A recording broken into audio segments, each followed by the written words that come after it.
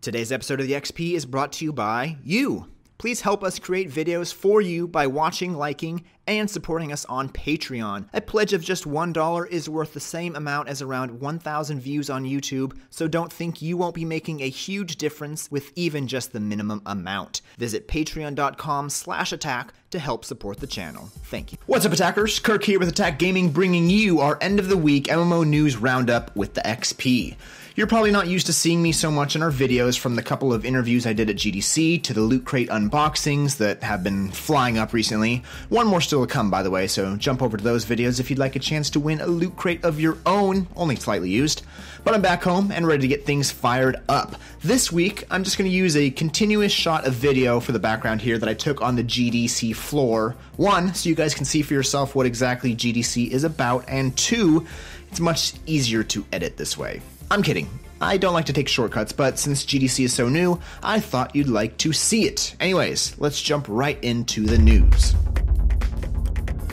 Shards Online backers were previously expected to get version 0.3.3, the build introducing the Catacombs and the Outlands, on March 24th this week. However, the Catacombs second level will need more testing in order to be ready for the public. So it looks like the update will be pushed back till next week, or March 31st. When the patch launches, it will introduce the first and second levels of the Catacombs. There will be new quests and a new faction, along with lots of new bad guys to fight, in quotes, and a new boss called the Void Guardian. Of course, new weapon, armor, skills, shields, crafting recipes, and necromancy spells will also be included. Rogues will be given the Disarm Trap skill, and another new zone called the Outlands will open up new housing regions without any guards. So expect those updates next week. Some of the features of Crowfall's impending Siege Perilous update, which is pre-alpha 1.3, managed to sneak their way into a new build of the Hunger Dome pre-alpha. The largest addition in this update was the brand new Ranger archetype. The Ranger is a fully playable archetype with a complete set of powers, skill tree, and equipment. I'm not sure why they need to mention that. The Ranger did come with a new tutorial video, which is pretty cool. It shows everything you need to know about the Ranger, including some of the skills, ways to use her, and which ways she is best in the game. Also included in the update are changes to the Champion and Knight that aim to make the two melee-focused archetypes more mobile.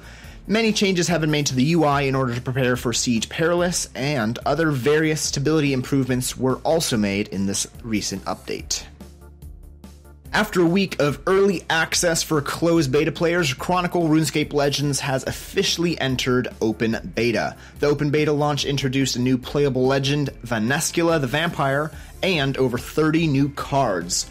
Dungeoneering is a new PvP mode that pits players against an ever-increasing PvP challenges, with a drafted deck that is made from a pool of 15 card packs. Legend customization was also introduced, which allows players to give their legends a unique flair. Skilling was also introduced alongside it, which gives players the ability to level skills through various actions. The game's leaderboards are also now live, and they are separate leaderboards for the Bronze, Silver, and Gold leagues. And also, players will be able to battle in two environments, the Wilderness Crater and the Barrows. These new environments bring fire and brimstone to the game's matches. You can check out Chronicle RuneScape Legends now that it is an open beta, and I do recommend it. Albion Online's latest major content update, Cador, is now live. The update brings in the armor rework, 2 new dungeon types, mobile repair kits, and new death mechanics. And I think I mentioned this actually on the XP a couple weeks ago, 2 weeks ago. Albion Online, or Sandbox Interactive, is another developer I spoke with at GDC. I talked with them for an hour because Albion Online is just that insane. There's so much going on. Unfortunately, we didn't have time to make a video interview, and I regret that. I really do. But Albion Online is and we've been hyping this up for a while, but it is a great freaking game, and I can't wait for you guys to get to play it. So we're going to keep talking about it here, but hopefully you guys can play it soon. Another game a lot of you are pretty excited about, Paragon, has just entered its early access, and Epic Games is already introducing a new hero named Sevarog. Sevarog is a melee tank jungler type of hero that can steal the souls of minions if he last hits them with his Siphon ability. the Soul Siphon to build stacks that increase the power of the Siphon ability. He can also dash a short distance with Phantom Rush, root enemies at range, and slow them with Subjugate. He can also knock enemies away with his ultimate called the Colossal Blow. Sevarog will be added to the game on March 29th, and as with all heroes in Paragon, he will be free for all early access players.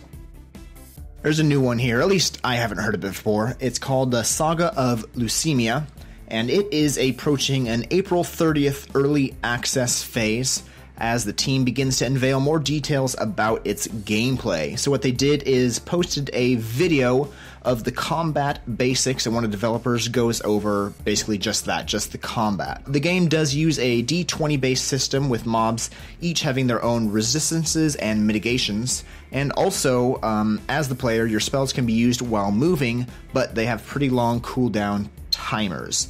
The combat in the video looks pretty standard fare, nothing really jumped out at me. Also the graphics they're okay. It's obvious the game needs a little bit more work, and of course they have plenty of time. What's funny was the developer that was showing the video actually died to like a spider at the end. It is very focused on group play, so it was pretty funny to see him playing by himself and he just getting taken down by a spider. It's his game and he just died, and then he gave up. Anyways, Saga of Lucimia. That's all I've got for you today. Thank you guys so much for tuning in, watching, liking, subscribing. Make sure to check out some of my interviews at GDC. I think I have a couple more to put up, maybe not. I haven't looked through all the footage yet. And also check out our Loot Crate videos. I've got one more of those to put up so you guys can win a Loot Crate.